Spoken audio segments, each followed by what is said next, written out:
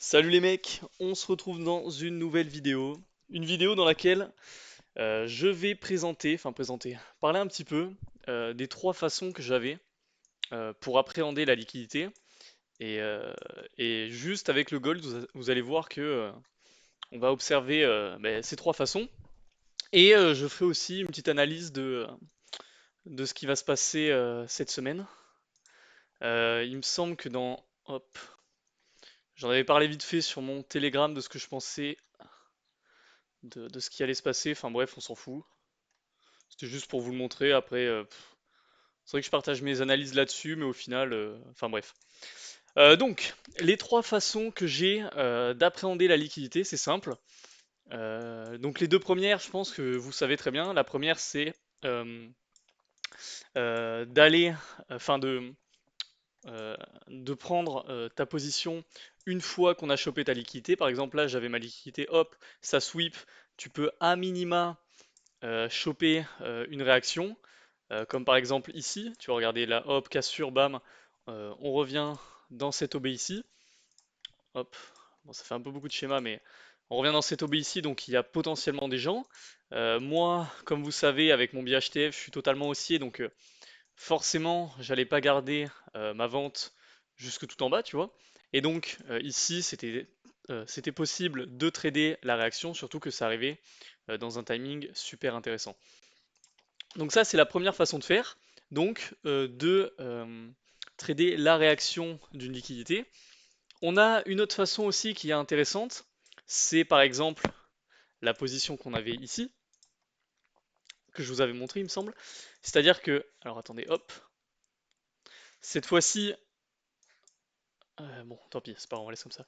Cette fois-ci, on a notre liquidité, donc on va pas trader euh, une fois qu'on l'a chopé, enfin, comment on dit, away from the liquidity, quoi. Donc, en gros, on va trader vers la liquidité. Soit tu trades après le sweep, la réaction, soit tu trades vers la liquidité. Et donc là, la position, il me semble que si je vous la remontre, regardez, là on avait, comme d'hab, j'attends de voir un endroit où j'ai mes acheteurs. Donc là, vous voyez qu'on réagit pas mal. Et donc, j'étais pas rentré au premier sweep. J'avais attendu que ça sweep plus. Pour moi, c'était pas suffisant là. Et dès que j'ai vu que ça commençait à partir, je suis rentré en achat. Effectivement, j'ai pas pris mon TP en entier jusqu'ici, hein, j'ai pris des partiels, etc. Mais c'est pour vous montrer que ça marche aussi en regardez. Pareil sur le LTF. Tu regardes donc à sa structure, on revient. Donc tu as potentiellement des gens ici, tu vois. Là, je parle encore que en termes de liquidité, de structure, etc. Je parle pas trop des patterns que je peux utiliser. Je pourrais potentiellement faire plus de vidéos comme ça peut être super intéressant. Parce que je combine un peu tout ça, tu vois. Comme par exemple là avec mon market maker model, etc. euh, des patterns de bougies que je remarque qui arrivent souvent. Et donc ouais, qu'est-ce que je voulais dire? Je crois que je voulais dire que ça arrivait aussi en LTF. Ça arrive à toutes les TF, tu vois. Attendez, hop. Tu vois, là, bam, cassure, on réagit, donc il y a des gens. De l'autre côté, on peut considérer aussi ici, bam, on réagit, bam, on sweep. Et donc, c'était intéressant déjà, par exemple sur du LTF, d'aller juste chercher ça, tu vois. Euh, ok, et la dernière façon, parce que celle-là, vous les connaissez un peu, hein, si vous regardez mes vidéos, vous savez que je trade essentiellement après un sweep d'une liquidité. On a une autre façon parce qu'en fait, pour créer la liquidité, il faut bien que le prix réagisse dans une zone. Et donc, une autre façon de trader, par exemple, c'est de trader dans la liquidité. Par exemple, dans cette OB-là, tu prends un achat parce que tu te dis, on va réagir parce qu'on va créer la liquidité pour revenir plus tard. Dans cette OB-là, boum, on va réagir pour créer de la liquidité pour revenir plus tard. Et il me semble, alors attendez, je vais revenir ici. Ouais, je voulais parler de ça parce que c'était exactement ce qui s'est passé dans ce niveau-là. Donc comme ça, je vais pouvoir détailler un petit peu ce qui s'est passé cette semaine sur le gold. Donc on va revenir lundi. On arrive lundi. Je vais faire un petit peu tout ce qui s'est passé dans ma tête pour vous montrer un petit peu comment je pense, même si je pense que vous savez très bien. Donc on est sur le gold. Je vous refais pas l'analyse, mais pour moi, il y a de fortes chances qu'on a atteint le niveau de retracement, même si on a cette big liquidité ici. Donc j'exclus pas le fait de revenir sweep une dernière fois pour aller choper mes deux accumulations, mais c'est probable aussi que le prix explose à la hausse ici, et surtout que si on va par exemple sur du H4 ou des trucs comme ça, ici on voit qu'on a une belle accumulation dont on n'a pas encore chopé l'extrémité, et donc pour moi c'est un signal fort. Et donc quand j'étais arrivé lundi, enfin ou dimanche soir pour mon analyse, je me suis dit ok, le prix peut faire deux choses, soit d'abord choper mon accumulation et faire une petite réaction. C'était pas mon scénario que je privilégiais, pourquoi? Parce que bah, déjà de 1 ici, vous voyez que c'est un gros niveau. On a notre cassure ici, donc des gens vont chercher à vendre. Et donc si on veut avoir une réaction après, il faut offrir une réaction. Et donc, comme je vous ai dit, en soi, chercher des ventes ici, c'est trader avec la liquidité. Ok. Et surtout qu'on avait une big trendline ici. Si on va en H1, il me semble que c'est un peu plus visible. Et donc je me suis dit, ok, c'est cohérent de faire un truc comme ça. Hop, hop, hop. Ok, c'était mon scénario. J'arrive le lundi. Je crois qu'il n'y avait pas de position, donc je reste en M30. Vous voyez qu'on inquiète effectivement la trendline. Et regardez ce qui se passe. Euh, hop, qu'est-ce qui se passe? C'est qu'on est en train de créer la liquidité en fait. Parce que là, regardez, on a une zone où on a une cassure évidente. Là, vous voyez qu'on enchaîne. Alors attendez, je vais garder mon stylo. On enchaîne les cassures à la suite. Et donc, on aurait pu se dire, ok, le prix va réagir ici pour créer ma liquidité ici. En même temps, on a plein de gens qui cherchent à vendre parce qu'on a plein de mini cassures. Donc, ça justifie le fait d'aller à la hausse jusqu'ici et de choper une vente là, puis repartir pour aller choper l'accumulation. Ça, c'était mon scénario. Ok. Maintenant, encore une fois, il faut toujours s'adapter. Donc je vais aller sur du M5 pour vous montrer. Donc là, moi, j'ai pas tradé. Ok. Hop. Alors attendez, c'est un peu n'importe quoi ce qui se passe. J'ai pas tradé, mais quand j'ai vu qu'on a sweep ça, je me suis dit, ok, je vais quand même chercher une position. Là où je vais vous expliquer pourquoi on est venu resweeper pour moi, vous voyez que c'est complètement hors timing. Complètement hors timing. Donc là, tu vas me dire comment t'es rentré. Soit comme je vous ai dit, tu fais une entrée agressive, mais avec de fortes chances que ça revienne sweep. Et ce que j'aimais bien, surtout, hop, vous allez voir que j'aurais dû me prendre un SL, mais je vais vous expliquer ce qui s'est passé. Donc là, on sweep, vous voyez qu'on a une super belle réaction, comme je vous ai dit. Si tu veux la jouer agressif, je la joue de moins en moins comme ça, parce que c'est très souvent comme ça que je me fais éclater. Dès le sweep, tu vois que ça commence à partir, bam, tu vois, tu peux déjà choper un... Allez, tu te payes à la fin de l'OB un CR. Après, là, ce que j'aimais pas, c'est qu'on avait créé une cassure ici, que du coup, bah, j'étais plus le seul à vouloir vendre et que plein de personnes voulaient vendre. Mais ici, on avait une cassure en interne. Vous voyez que bam, on réagit bien dans ce niveau-là. On recasse en interne. Et donc, je me suis dit, bon là, on était 22 heures et tout, donc timing pas du tout intéressant, mais je regardais quand même pour le fun, vu que c'est sur mon petit compte, même si je recommande pas forcément. Donc je me suis dit, ok, on n'a pas mitigate les 50% de la mèche, donc je me suis dit, si le prix m'offre un truc comme ça, enfin pas aussi haut, vous avez compris, et que j'ai un signal fort de vente, pourquoi pas choper une vente ici.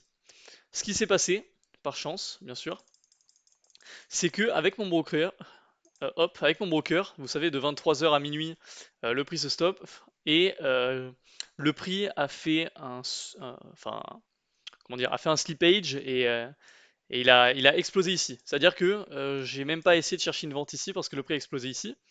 C'est pas ce qui s'est fait là-dessus. Mais sur mon broker, c'est ça qui s'est passé, et donc ça m'a évité un SL par chance. Et donc là, je me suis dit, ok, mais je vais juste attendre l'open de l'Asian, donc à 1 heure du mat, parce que j'arrivais juste pas à dormir, et qu'on était pour moi dans une zone intéressante. Hop, alors attendez, non, non, hop. Sur quoi je suis rentré? Donc, comme je vous ai dit, j'ai attendu 1 heure sur du M1, c'était assez intéressant. Donc vous voyez que déjà on avait une trendline ici à aller choper. On a super bien réagi. Ce que j'aimais pas, comme toujours, c'est qu'on me crée ma cassure de structure, donc je suis pas super fan. Après, là où je trouvais ça intéressant, c'est qu'on avait, donc on va parler un petit peu plus de liquidité interne sur lesquelles je peux rentrer. Euh, on avait un super beau VI ici. Et vous voyez que le prix a accumulé, souvent quand le prix explose, Il fait une sorte de, je vais faire le schéma, tu vois, il fait le classique AMD que vous appelez comme ça. Et enfin bref, c'est plein de petits patterns. Et là, je me suis dit, ok, si ça sweep ici, et j'ai vu le prix qui commençait à partir, et à peu près ici, je suis rentré en position avec mon SL ici. Ok. Et je me suis payé assez rapidement parce que j'aime pas laisser traîner mes positions quand je dors, parce que je dors moins bien. Ok. Et donc là, le prix a juste explosé. Je me suis payé vers 8 R. J'ai laissé quand même, ouais, tu vois, c'était à la fin de ce niveau-là. J'ai quand même laissé mon, comment dire, ben, ça pour voir l'amplitude totale du mouvement.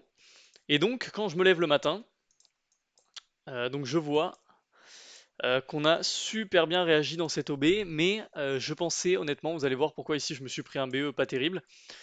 Je pensais que c'était le moment d'aller chuter et qu'on allait sweep ça pour pouvoir repartir à la hausse. Maintenant, on n'est que mardi. Vous savez que le midweek reversal se fait très souvent bah, en milieu de semaine, donc mardi, mercredi. Donc le timing me paraissait cohérent. Donc je me suis dit, ok, pourquoi pas chercher une vente. Alors attendez, on va aller à la session de Londres. Je crois que c'était pile à 13 h que j'ai pris la position. Vous allez voir ça. Par chance, j'ai fait une entrée agressive et donc j'ai pu me mettre rapidement à BE. Mais voilà. Et donc, quand je vous parlais du fait de trader avec la liquidité, c'est vrai que là, la réaction, vous voyez que les réactions qu'il y a eu dans cette OB, je pensais que c'était celle-là, la vraie réaction. Vous voyez, on a une cassure de structure, etc. Et donc que les gens cherchaient déjà à acheter, pardon. Mais apparemment, c'était pas suffisant. Donc sur quoi j'ai voulu rentrer? Un peu comme toujours.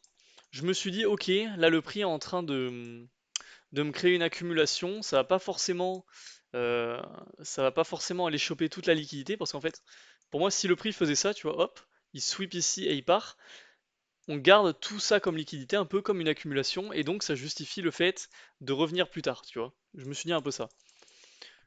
Donc j'ai attendu le sweep vers 13 h. Je parle un peu vite, mais bon, ça fait 12 minutes de vidéo, donc je parle vite. Et dès que j'ai vu que ça commençait à réagir, souvent le premier sweep, vous voyez que ça revient là, ça ne me donne pas forcément de contrepartie, donc j'aime pas trop ça. Là vous voyez que regardez, j'ai une mèche, ça revient dans cette zone où les gens veulent acheter, donc je me suis dit ok, j'achète maintenant. Et vous voyez que même en ayant le mauvais biais, si j'avais voulu sortir à, je sais pas, 3-4 heures, j'aurais pu, tu vois. Mais là, j'avais laissé, j'aurais sûrement pris un partiel à ce niveau-là, enfin même la totalité, 12 R c'est très bien. Mais donc je me suis fait éclater, enfin je me suis fait BE. Et donc là, j'ai remis en cause mon scénario. Je voyais pas forcément le prix réagir ici, parce que pour moi, la liquidité qu'on avait était là. Et donc si ça allait plus haut, c'est que le prix allait chercher autre chose que cette liquidité-là. Et un autre truc, moi-même, je me fais avoir, comme vous avez pu voir ici. Il y a une différence entre les liquidités qu'on sweep comme ça et après on délivre et juste un build-up, une accumulation avant une grande expansion. Et c'est vrai que remarquer la différence, c'est assez compliqué. Voilà, c'était juste le petit point comme ça. Et donc, le prix sweep, de base, je voulais pas forcément vendre parce que comme vous savez, moi j'aime bien rentrer sur des positions où on offre une réaction et après on sweep. Et là, on sweep juste instantanément. Et donc, je me dis que si tu rentres, je sais pas, attendez, hop, dans toute cette zone-là, ben, vu que le prix a pas réagi avant, t'es la liquidité. Sauf que sur du HTF, comme je vous ai montré, là on a la cassure, ici aussi on a la cassure. Et donc, pourquoi pas réagir à ce niveau-là pour pour réagir dans la liquidité, sweep ici, et donc justifier le fait de revenir ici, tu vois. C'est comme ça un peu que je l'ai pensé. Et c'est ce qui semble se passer. On va vite se dépêcher parce que j'ai un truc à faire là. Sur quoi je suis rentré, j'ai juste expliqué sur quoi je suis rentré, après on va arrêter la vidéo. Donc j'ai attendu le sweep, j'ai vu que ça fait une superbe accumulation, hop, ça a pris les deux côtés, donc je trouvais ça assez intéressant. Et quand j'étais en HTF sur du H1, quand j'ai vu ça, je me suis dit, ok, j'aime beaucoup ce qui se passe. Pour moi, ça va complètement chuter. C'est tout. C'était vachement de l'instinct, tu vois. Et sur quoi je suis rentré? Ben, dans ce BPR ici, dans ce niveau-là. Et vous voyez que j'ai failli me faire BE. Et le prix, après, a fait sa vie. et a chuté. Hop. Et j'ai pris une partie des profits à ce niveau-là. Je laisse tourner le reste, honnêtement, parce que pour moi, le vrai bail, ça va être sûrement demain à partir de ce niveau-là. Il y avait potentiellement un scaling ici, mais je ne l'ai pas pris. Là, il est suffisamment tard. Et donc voilà. J'ai un peu bâclé la fin de l'explication, mais c'est parce que je dois m'en aller. Donc voilà.